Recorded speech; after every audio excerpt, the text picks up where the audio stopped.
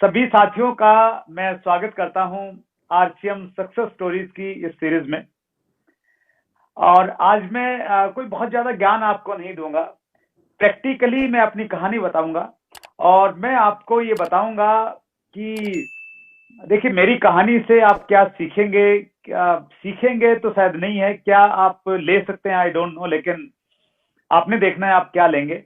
लेंगे भी या नहीं लेंगे, मैं आपके लिए कुछ काम आने वाला हूं अगले 40-45 मिनट, या आपका टाइम वेस्ट करने वाला हूं आई डोंट नो। लेकिन हाँ, मैं शेयर करूंगा और पूरे दिल से शेयर करूंगा वो सारी चीजें जो मेरे साथ में घटित हुई हैं। और भागवत जी का मैं धन्यवाद करता हूं, उन्होंने मुझे रियल डायमंड के रूप में मुझे बुलाया है। और अगर आप भी डायमंड बनना चाहते हैं आरसीएम बिजनेस में, तो आपको क्या करना चाहिए, जो मैंने किया एक्चुअली, वो मैं आपको वो भी मैं शेयर करूंगा। तो सबसे पहले मैं अपना परिचय देता हूं। मेरा नाम सुरेंद्र वत्स है और हरियाणा में एक छोटा सा गांव है, एंटिया खुर्द, डिस्ट्रिक्ट जींद में आता है। वहां पे मेरा जन्म हुआ। बिल्कुल एक जो सामान्य परिवार रहता है, उस सामान्य परिवार में परवरिश हुई। एक मिडिल क्लास फैमिली का परिवार। मेरे पिताजी टीचर थे, माताजी गृहिणी थी, परिवार में 2 भाई और 3 बहनें। और जिस प्रकार एक मध्यम वर्गीय परिवार में बच्चों की परवरिश होती है, उसी प्रकार से हमारी परवरिश हुई। पिताजी ने बहुत अच्छे से, चूंकि वो खुद टीचर थे, इम्पोर्टेंस जानते थे पढ़ाई की क्या होती है, तो उन्होंने सबको अच्छी एजुकेशन दी। मैंने 1996 में दिल्ली यूनिवर्सिटी से पोस्ट ग्रेजुएशन किया, बीएड किया राष्ट्रीय संस्कृत संस्थान से, और उसके बाद एक प्राइवेट टीचर के रूप में मैंने अपना करियर स्टार्ट किया, जहां पे मेरी 1 महीने की तनख्वाह मात्र 500 रुपया थी। 1 साल नौकरी की प्राइवेट स्कूल में, और 1 साल नौकरी करने के बाद एक बात मेरी समझ में बहुत अच्छे से आ गई। अगर मैंने कुछ बड़ा करना है, अपने सपनों को पूरे करना है, तो नौकरी से मेरे सपने पूरे नहीं हो सकते। मेरे सपनों की शुरुआत हुई जब मैं दिल्ली यूनिवर्सिटी में पढ़ रहा था, एमए में। तो हालांकि कॉलेज हम लोग बहुत ज्यादा नहीं जाते थे, लेकिन जब भी जाते थे, जो कॉलेज का माहौल था, यूनिवर्सिटी का जो माहौल था, तो वो बहुत मुझे अट्रैक्ट करता था। उस समय जो अच्छे घरों के बच्चे थे वो अपनी गाड़ियों से आते थे।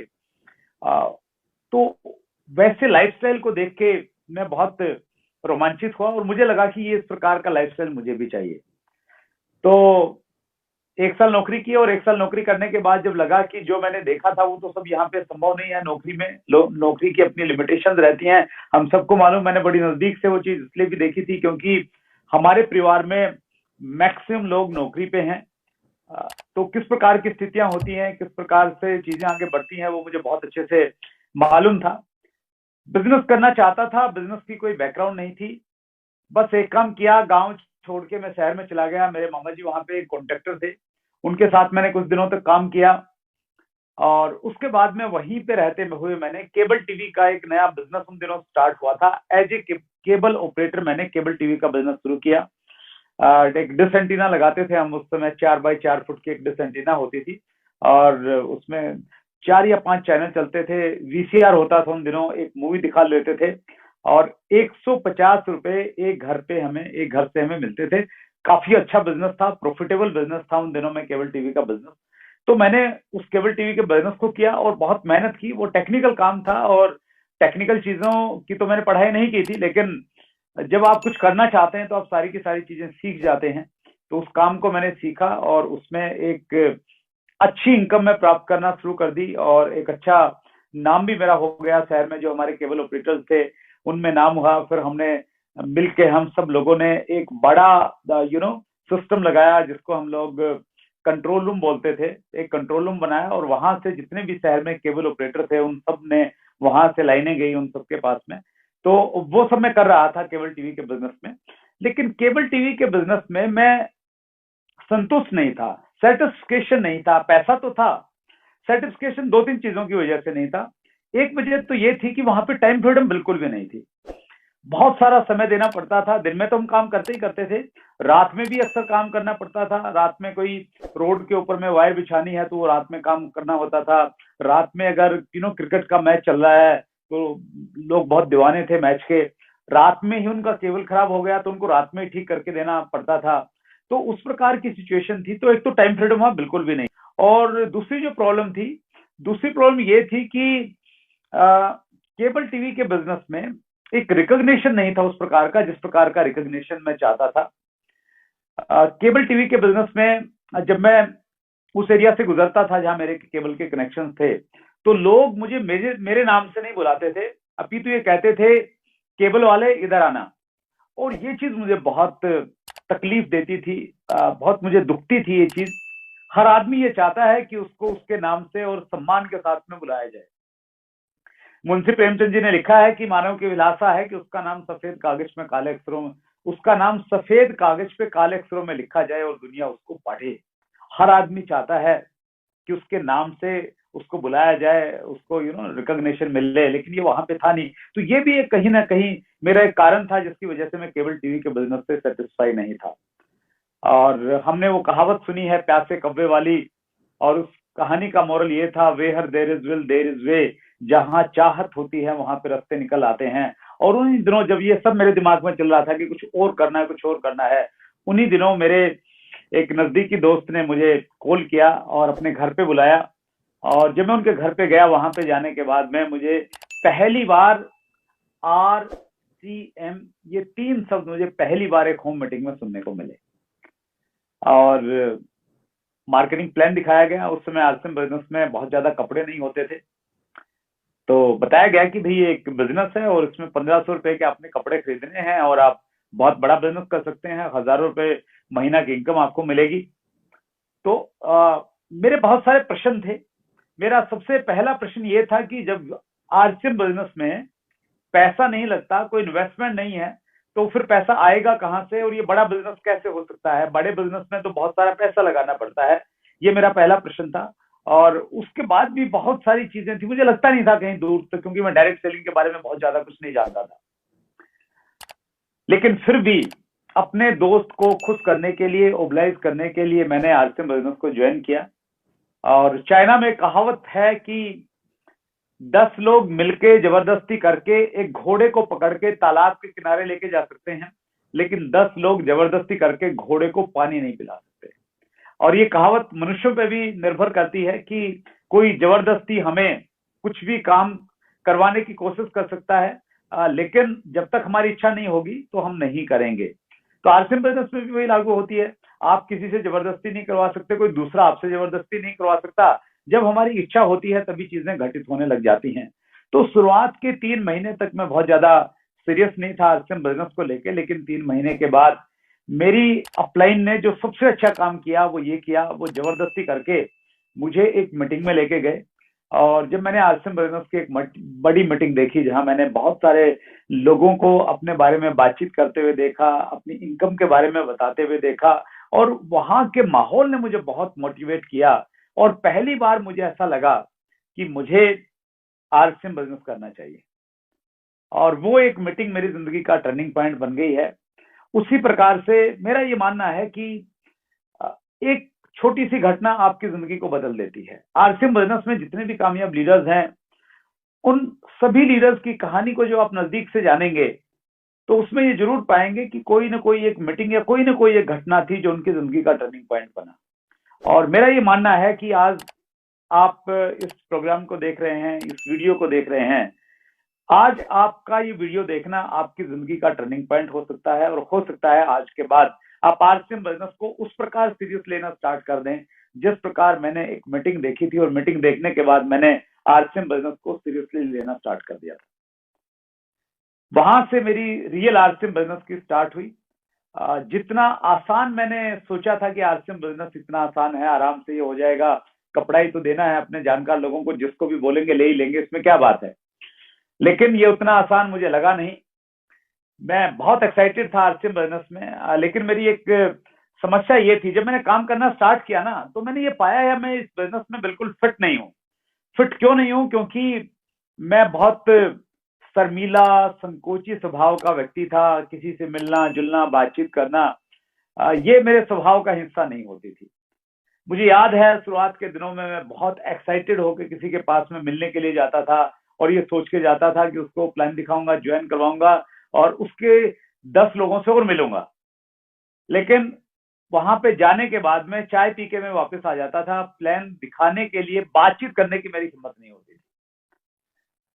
लेकिन मुझे लगने लग गया था कि ये बिजनेस आने वाले समय में बिजनेस चलेगा, क्योंकि मार्केटिंग प्लान में जब तरीका बताते थे कि ट्रेडिशनल मार्केटिंग में हमारा बहुत सारा पैसा एडवर्टाइजमेंट और मिडल मैन के पास में चला जाता है, और आरसीएम बिजनेस में वही पैसा हम लोगों में डिस्ट्रीब्यूट हो जाता है। तो ये चीज मुझे बहुत मोटिवेट करती थी, और मुझे लगता था कि आने वाले समय में ये जो कॉन्सेप्ट है ये बहुत तेजी के साथ में काम करेगा।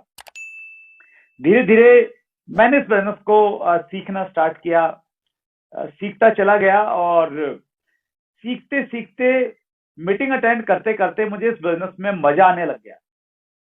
पैसा तो बहुत नहीं आ रहा था, लेकिन मजा आने लग गया शुरुआत में। और मैं अगर आप लोगों से ये पूछूं कि कितने लोग हैं जिनको आरसीएम बिजनेस करते हुए मजा आ रहा है, तो शायद बहुत सारे लोग यस बोलेंगे कि यस, हमें भी मजा आ रहा है, हमें भी मजा आ रहा है। आरसीएम बिजनेस में पहले मजा आता है और उसके बाद में पैसा आता है, या मैं यूं कहूं कि जिसको जितना ज्यादा मजा आता है काम करने में, उतना ज्यादा पैसा उसके पास में आरसीएम बिजनेस देना स्टार्ट करता है। तो शायद वो कोई गलत बात नहीं होगी। तो मुझे पैसा नहीं आ रहा था, मुझे मजा आ रहा था, अच्छा लगता था लोगों से मिलके बातचीत करके, और मैं इस बिजनेस में लगातार चलता चला गया। देखिए, जिंदगी में अगर हमें बहुत सारा पैसा कमाना है और बहुत आनंद के साथ में कमाना है, तो आप डॉक्टर जितेन आड़िया की एक बातचीत याद रखिए। डॉक्टर जितेन आड़िया एक बहुत बड़ी पर्सनैलिटी हैं, गुजरात से हैं, माइंड पावर के ट्रेनर हैं, और मुझे मौका मिला उनके साथ में बातचीत करने का, उनका इंटरव्यू मैंने लिया। तो डॉक्टर जितेन आड़िया बड़ी अच्छी बात कहते हैं। वो कहते हैं कि आपने जिंदगी को जीना है, जिंदगी को जीना है, जिंदगी में मजे करने हैं, तो आप अपने प्रोफेशन को अपना पैशन बना लीजिए। आपका जो प्रोफेशन है, यानी आपका जो काम धंधा है, जो भी आप करते हैं, उस काम को डूब के कीजिए, उसमें खो जाइए। पैशनेट पैशनेट होने का मतलब है कि बिल्कुल उसमें डूब जाना एकदम बुरी तरह से। तो वो कहते हैं कि अपने काम को, अपने प्रोफेशन को अपना पैशन बना लीजिए आप, फिर जिंदगी में आप मजे करेंगे, आपको टेंशन नहीं रहेगी कभी भी। लेकिन ज्यादातर लोग ऐसा करते नहीं हैं। आंकड़े ये बताते हैं कि ज्यादातर लोगों को हार्ट अटैक सोमवार की सुबह आता है। तो सोमवार की सुबह क्यों आता है, जब इसकी डिटेल में गया तो ये पाया गया कि क्योंकि 2 दिन की छुट्टी के बाद में जब लोग नौकरी पे जाते हैं ना, तो वो नौकरी पे जाना नहीं चाहते हैं, और उस तनाव के कारण उनको हार्ट अटैक आ जाता है। तो आंकड़े कुछ अलग बोल रहे हैं। तो शायद इसीलिए डॉक्टर जितेन आड़िया ने एक दूसरा विकल्प दिया। उन्होंने कहा कि अगर आप अपने प्रोफेशन को पैशन नहीं बना पा रहे हैं, तो दूसरा विकल्प ये है कि आपका जो पैशन है उसको अपना प्रोफेशन बना लीजिए। यानी आपको जिस काम में मजा आता है, उस काम को इस तरीके से कीजिए कि उस काम के करने से आपको पैसा भी मिल जाए। जैसे हम में से बहुत सारे लोग क्रिकेट खेलते हैं, या क्रिकेट में शौक रखते हैं, देखते हैं, टीवी पे सुनते हैं, लेकिन हमें पैसा नहीं मिलता। हमें क्रिकेट हमारा पैशन तो हो सकता है, हम लोग पैशनेट हैं क्रिकेट को देखने को, सुनने को, जानने को लेके, लेकिन चूंकि हमने क्रिकेट को अपना प्रोफेशन नहीं बनाया, तो इसलिए हमें पैसा नहीं मिलता। डॉक्टर जितेन आड़िया ये कहते हैं कि आप अपने पैशन को अपना प्रोफेशन बना लीजिए। कुछ लोगों ने क्रिकेट को, उनका भी पैशन था, उन्होंने उसको प्रोफेशन बना लिया। विराट कोहली ने क्रिकेट को अपना पैशन बना लिया। शुरू में उसने भी ऐसे खेलना स्टार्ट किया होगा, पेरेंट्स ने बोला होगा कि शायद ये चलो इसको खेल में डाल देते हो, खेलना स्टार्ट किया, और दूसरे बच्चों ने भी खेलना स्टार्ट किया। हिंदुस्तान में कितने, शायद कई लाख बच्चे क्रिकेट खेलना स्टार्ट करते हैं, और उनमें से कुछ जल्दी छोड़ देते हैं, लेकिन कुछ बच्चे या उनके पेरेंट्स उनको लेके सीरियस होते हैं, और वो उनको प्रोफेशनली क्रिकेट खेलना सिखाते हैं, उस प्रकार की कोचिंग देते हैं। तो विराट कोहली ने क्या किया, अपने पैशन को अपना प्रोफेशन बना लिया, और आज विराट कोहली बहुत सारा पैसा कमा रहे हैं। और जितने भी स्पोर्ट्स वाले पर्सन हैं स्पेशली, तो वो इसी प्रकार से वो प्रोफेशनल है, प्रोफेशनल तरीके से खेलते हैं, तो उनको बहुत सारा पैसा मिलता है। तो आपके पास में 2 विकल्प हैं सर। एक पहला विकल्प ये है कि आरसीएम बिजनेस को अगर आपने अपना प्रोफेशन माना है, आप इसको प्रोफेशनली कर रहे हैं कि भाई आपका करियर है या आपका प्रोफेशन है, तो इसको पैशनेट होकर कीजिए, मजे के साथ में कीजिए। आरसीएम बिजनेस से जुड़े हुए हर काम में आपको आनंद आना चाहिए, मजे की अनुभूति होनी चाहिए। जब आप लोगों से मिल रहे हैं ना, नए लोगों से, तो आपके अंदर एक रोमांच होना चाहिए कि मैं नए लोगों से मिलने जा रहा हूं। आप जब जूम मीटिंग में आ रहे हैं, आप को डिजिटली बुलाया जाता है, तो आपके अंदर में एक एक्साइटमेंट होना चाहिए कि मुझे कुछ सीखने को मिलेगा। यानी आरसीएम बिजनेस से जुड़े हुए हर काम में आपको मजा आना चाहिए, प्रोफेशन के साथ में पैशन जुड़ना चाहिए। और अगर आपको आरसीएम में ऑलरेडी मजा आ रहा है, आनंद आ रहा है, तो सिर्फ मजा मत कीजिए, मजे के साथ में आप प्रोफेशनल तरीके से आरसीएम बिजनेस को कीजिए। पैशन को प्रोफेशन के साथ जोड़ना है। फिर प्रोफेशन का मतलब क्या हुआ? आपको मजा तो आ रहा है, पैसा नहीं आ रहा, लेकिन मजा आ रहा है, तो आप प्रोफेशनल ढंग से कीजिए। प्रोफेशनल ढंग का मतलब यह है कि जिस प्रकार एक प्रोफेशनल व्यक्ति नामों की सूची बनाता है, अपने जानकार लोगों के नाम लिखता है जिनको वो प्रोडक्ट सेल करेगा या अपने बिजनेस में उनको शामिल करेगा, उस प्रकार से सूची बनाइए, प्रॉपर डायरी में या एक्सेल पे बनाइए, और प्रोफेशनल व्यक्ति की तरह से उनसे कांटेक्ट कीजिए, उनसे बातचीत कीजिए, अपॉइंटमेंट लीजिए प्रॉपर वे में। और अपॉइंटमेंट लेने के बाद में प्रॉपर वे में एक प्रोफेशनल व्यक्ति की तरह आपके पास में एक बिजनेस किट होना चाहिए, जिसमें सारे के सारे टेस्टिमोनियल हो, प्रोडक्ट हो, लिटरेचर हो, बॉडी स्कैनर की मशीन हो आपके पास में। वो प्रॉपर किट के साथ में जाके आप प्लान प्रेजेंटेशन दीजिए, बॉडी चेकअप कीजिए सामने वाले व्यक्ति का, और प्रॉपर तरीके से आप क्लोजिंग कीजिए। तो जिस प्रकार प्रोफेशनल व्यक्ति काम करते हैं, उसी प्रकार से हमें काम करना पड़ेगा अगर हमें मजा आ रहा है तो। सिर्फ मजे में बात नहीं बनेगी सर। तो मैंने भी यही करना स्टार्ट किया। पैशनेट तो था मैं, मजा तो मुझे आ रहा था, लेकिन प्रोफेशनलिज्म थोड़ा नहीं था। धीरे धीरे मैंने इसमें प्रोफेशनलिज्म लेना स्टार्ट किया और धीरे धीरे चीजें बदलने लग गई। लेकिन पहले अगर मैं कुछ सालों की बातचीत करूं, स्पेशली मैं शुरुआत के 2 सालों की बातचीत करूं, तो पहले 2 साल एक बहुत टफ टाइम मेरी जिंदगी का रहा। उस टफ टाइम में मैंने बहुत सारे चैलेंजेस को फेस किया। मैं नहीं चाहता था अपने शहर से बाहर जाके बिजनेस करना, लेकिन एक फौजी साहब छुट्टी पे आए, आते ही किसी ने उनको आरसीएम का प्लान दिखा दिया। फौजी साहब दीवानों की तरह आरसीएम बिजनेस करने लग गए। और जब वो 2 महीने की छुट्टी के बाद में वापस जा रहे थे, तो वो बहुत एक्साइटेड थे। ट्रेन में उन्होंने टीटी को मार्केटिंग प्लान दिखा दिया, जो टिकट चेक करने वाले रहते हैं। तो उनको मार्केटिंग प्लान दिखा दिया, और वो टीटी साहब को भी विजन आया, उन्होंने ज्वाइन कर लिया। और ज्वाइन तो कर लिया, और फौजी साहब ने क्या किया, उन्होंने मेरा नंबर टीटी साहब को दे दिया कि भाई मैं तो अभी बांग्लादेश बॉर्डर पे रहने वाला हूँ, वहां शायद फोन काम नहीं करेगा, ये मेरे अपलाइन है, कोई जरूरत हो तो इनसे बातचीत कर लेना।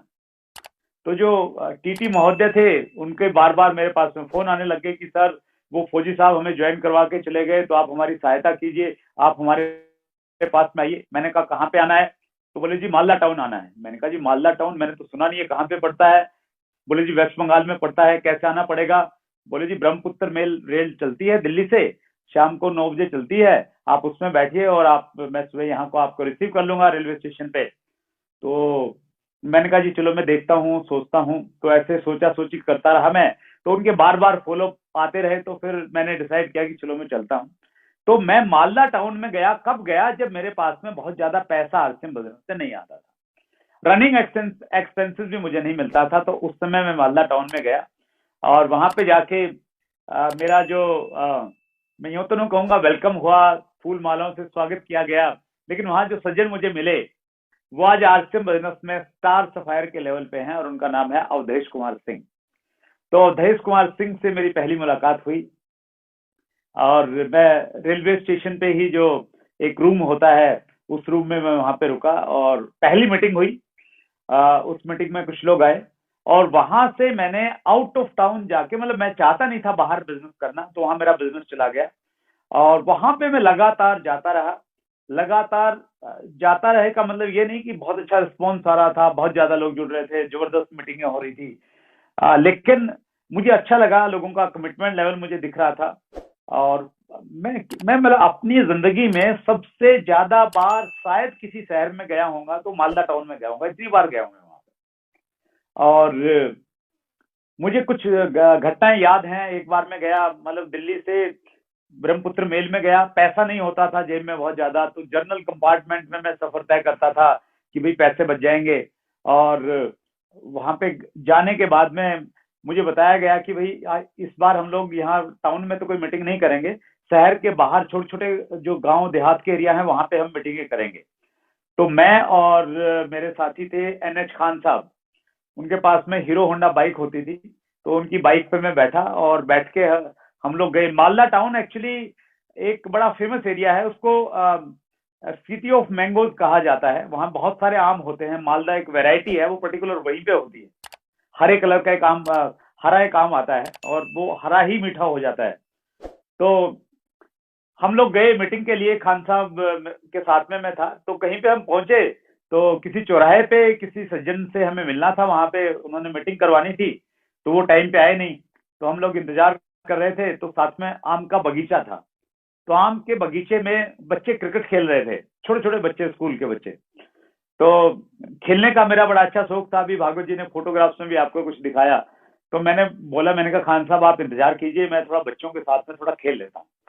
तो मैं बच्चों के साथ में कम से कम 2 घंटे खेलाऊंगा क्रिकेट। तो मैं क्रिकेट खेला और उसके बाद में खान साहब ने बाइक वाइक दौड़ाई होगी, इधर उधर ढूंढे होंगे कि यार बेइज्जती हो जाएगी, चलो 2-4 लोगों को पकड़ के लेके आता हूँ। तो वो 2-4 लोगों को लेके आए वहां पे, और एक बड़ा अच्छा सा अनुभव मेरा रहा वहां पे, अलग सा।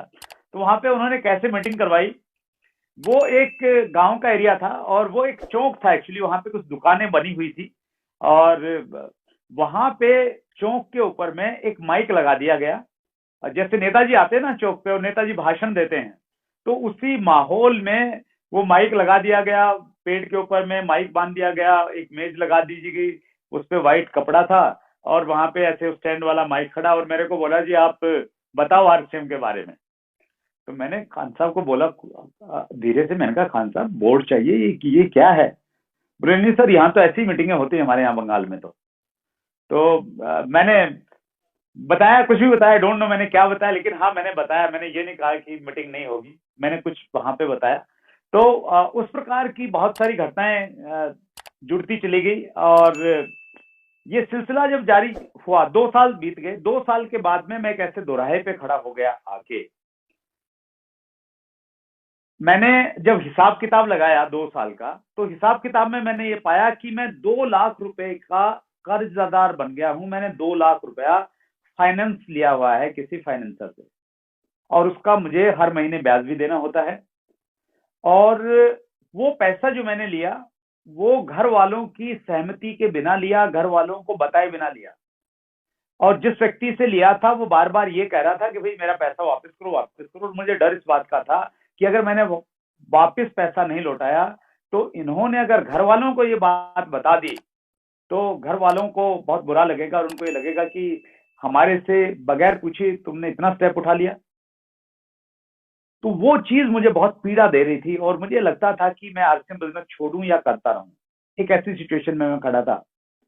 और मैं बाकी सभी साथियों को भी ये कहना चाहता हूं, देखिए आपको RCM बिजनेस करते हुए कितना टाइम हो गया मुझे नहीं मालूम, आपकी फाइनेंशियल सिचुएशन क्या है आई डोंट नो, फैमिली में किस प्रकार का सपोर्ट है वो भी मुझे नहीं मालूम है। आप भी शायद कई बार ऐसी जगह पे खड़े होंगे जब आपको लगेगा कि आप इसको छोड़ें, आप इसको करें। मैं भी उसी जगह पे खड़ा था, और उस समय मैं ऊपर वाले का धन्यवाद करता हूं हमेशा कि उसने मुझे प्रेरित किया कि मैं लगातार इस बिजनेस को करता रहूं। कहीं ना कहीं मुकेश कोठारी जी की वो स्पीच मुझे मोटिवेट करती थी, जिसमें वो कहते थे कि RCM बिजनेस चाइनीज बम्बू की तरह काम करता है। चाइना में एक पेड़ होता है जिसको चाइनीज बम्बू कहते हैं। जब उसको जमीन में लगाया जाता है, तो शुरुआत के कई महीनों तक वो जमीन के अंदर अपनी जड़ों का विस्तार करता है, वो बाहर निकलता नहीं है। लेकिन जब उसकी जड़ों का विस्तार हो जाता है और जब वो जमीन से बाहर निकलना स्टार्ट करता है, तो फिर वो बहुत तेजी के साथ में बढ़ता है और बहुत बड़ा पेड़ बन जाता है। पेड़ तो नहीं कहेंगे, वो बांस होता है, तो वो बहुत लंबाई तक जाता है, बहुत हाइट तक जाता है। तो कोठारी साहब कहते थे कि RCM बिजनेस भी चाइनीज बम्बू की तरह काम करता है। शुरुआत में हम लोग सीखते हैं, टीम बनाते हैं, लोगों को सिखाते हैं, और हमें लगता है कि हमें परिणाम नहीं मिलते हैं। लेकिन जिस दिन ये चाइनीज बम्बू अपनी जड़ों को मजबूत कर लेगा, यानी आपका डुप्लीकेशन होना स्टार्ट हो जाएगा, और जब ये मल्टीप्लाई करेगा तो ये बहुत तेजी के साथ में ग्रो करेगा। तो शायद कोठारी साहब की उस बात ने मुझे मोटिवेट किया बीसी छाबड़ा, केसी छाबड़ा जैसे बड़े लीडर्स को जब हम लोग सुनते थे, आरसीएम बिजनेस को लेकर उनका कमिटमेंट और विजन जब देखते थे, शायद उन्होंने कहीं ना कहीं प्रभावित किया। किताबों ने शायद कहीं मुझे मोटिवेट किया होगा कि हर आदमी ने संघर्षों से वो निकला है और चैलेंजेस उसकी जिंदगी में आए हैं, और मैंने डिसाइड किया कि मैं लगातार आरसीएम बिजनेस को करता रहूंगा। और 2 साल के बाद में स्थितियां थोड़ी बेटर हुई, एट पार की इनकम में मैं पहुंचा। एट पार मतलब जितना खर्चा होता था उतना पैसा आने लग गया, और उसके बाद में धीरे धीरे चीजें बदलने लग गई। एक घटना और मुझे अच्छे से याद है, वो भी मालदा टाउन से ही उसका संबंध है, और मुझे अच्छे से वो घटना याद है। मैं मालदा टाउन में था, अवधेश कुमार सिंह बाइक चला रहे थे, यमा बाइक थी उनके पास में, और मैं पीछे बैठा हुआ, और हम लोग एक मीटिंग के लिए जा रहे थे। वो लोकेशन मुझे अच्छे से याद है, वहां पे एक चौक था पुल के नीचे, उस चौक के आसपास में कहीं हम थे। नया नया मैंने मोबाइल फोन लिया था, और घर से फोन आता है श्रीमती जी का। मैंने फोन रिसीव किया तो श्रीमती जी की आवाज में थोड़ा सा गुस्सा था। उन्होंने कहा, कहाँ पे हो? मैंने कहा, मालदा टाउन। आपको मालूम है आज क्या तारीख है? मैंने कहा, हाँ मालूम है, 28 नवंबर है, और अभी शाम को मीटिंग होने वाली है, मीटिंग में ही जा रहे हैं हम लोग। तो उसके बाद उन्होंने थोड़ा सा निराश होकर ही बोला, आपको ये तो याद है कि आज मीटिंग है, लेकिन आप ये भूल गए आज हमारी शादी की सालगिरह है। तो उनकी बातों ने मुझे भी इमोशनल कर दिया थोड़े टाइम के लिए। मुझे लगा कि यार नहीं, इतना पागलपन तो नहीं होना चाहिए कि शादी की सालगिरह जैसी जो इम्पोर्टेंट चीज है वो भी मुझे याद नहीं रही। मैं इतना तो मतलब मैं इतना पागल हो गया क्या आरसीएम बिजनेस में? लेकिन मैंने अपने आप को थोड़ा संभाला, और मैंने उनको कहा कि थोड़ा टाइम और रुक जाओ। जिस दिन 5 साल हो जाएंगे ना पूरे आरसीएम बिजनेस करते हुए, उस दिन हम लोग शादी का केक काटेंगे, और छोटी मोटी जगह नहीं काटेंगे, ताज होटल में काटेंगे। मुझे नहीं मालूम था ताज होटल कैसा होता है, ताज का बस नाम सुना था कि ताज होटल में केक काटेंगे। और जिस दिन 5 साल हो गए थे, कॉन्शियसली 5 साल के बाद में मैं और सुदेश हम लोग गोवा गए, और गोवा के ताज होटल में हम लोगों ने केक काटा। हम लोग वहां पे रहे 4-5 दिन के लिए, बहुत एंजॉय हम लोगों ने किया। तो मैं आप सबको ये कहना चाहता हूं, आरसीएम बिजनेस में देखिए, ये बिजनेस उन लोगों का बिजनेस नहीं है जो जॉब एटीट्यूड के साथ में इस बिजनेस को करते हैं कि भाई काम किया तो, जैसे नौकरी में रहता ना कि हमने काम किया और अगले महीने तनख्वाह मिलनी चाहिए, और नहीं मिली तो फिर 1-2 महीना भी लेट हो गया तो हम लोग कंपनी छोड़ने के लिए तैयार हो जाते हैं। तो आरसीएम बिजनेस उन लोगों के लिए डिजाइन किया गया है जो लोग विजन के साथ में काम कर सकते हैं। यानी आज काम करेंगे, लेकिन आज काम करने का फायदा 1 साल, 2 साल, 5 साल बाद में उनको क्या मिल सकता है, इस सोच के साथ जो लोग काम करेंगे उनके लिए बिजनेस डिजाइन किया गया है। क्योंकि ये फ्यूचर का बिजनेस है, ये भविष्य का बिजनेस है। वर्ल्ड फेडरेशन डायरेक्ट सेलिंग की रिपोर्ट्स ये कह रही हैं कि आने वाले समय में डायरेक्ट सेलिंग में हिंदुस्तान जो है लीड करेगा दुनिया को। जो डाटाज हैं, जो सीएजीआर है हिंदुस्तान का पिछले 3 साल का, वो 16.1% है, जो दुनिया में ऑलमोस्ट हाईएस्ट है। और उस सीएजीआर की तहत हिंदुस्तान और दूसरे देशों ने अगर आगे इसी स्पीड में आगे बढ़े तो 2037 आते आते हिंदुस्तान दुनिया में सबसे ज्यादा डायरेक्ट सेलिंग का कारोबार करने वाला देश बन जाएगा। तो डायरेक्ट सेलिंग संभावनाओं का बिजनेस है और विजन का बिजनेस है।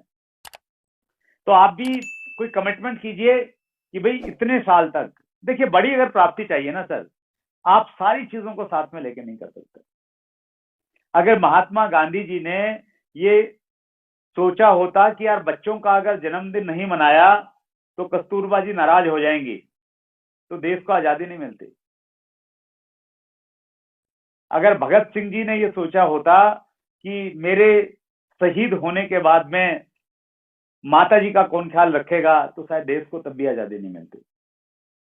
वो देश की आजादी की बातचीत हो या हमारी अपनी खुद की आजाद फाइनेंशियल फ्रीडम की बातचीत हो, तो आपको संघर्ष तो करना पड़ेगा, और आपको मरने मिटने के लिए, खपने के लिए, भूलने के तैयार रहना पड़ेगा।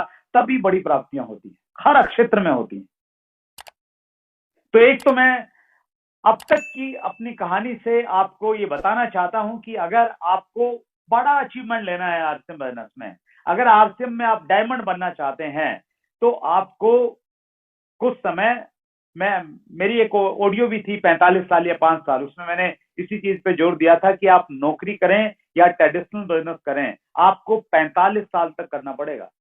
और 45 साल करने के बाद में रिटायर हो जाएंगे। रिटायरमेंट का मतलब ये नहीं कि आपको फिर बहुत सारा और पैसा मिलने लग जाएगा, लेकिन आरसीएम बिजनेस को अगर आपने तरीके से, ढंग से, कमिटमेंट से 5 साल अगर कर लिया, तो 5 साल एक बार काम करने के बाद में आपकी जिंदगी एक अलग तरह की जिंदगी बन जाएगी, और जिंदगी की जो जो आपके सपने हैं वो सारे पूरे होते आपके चले जाएंगे।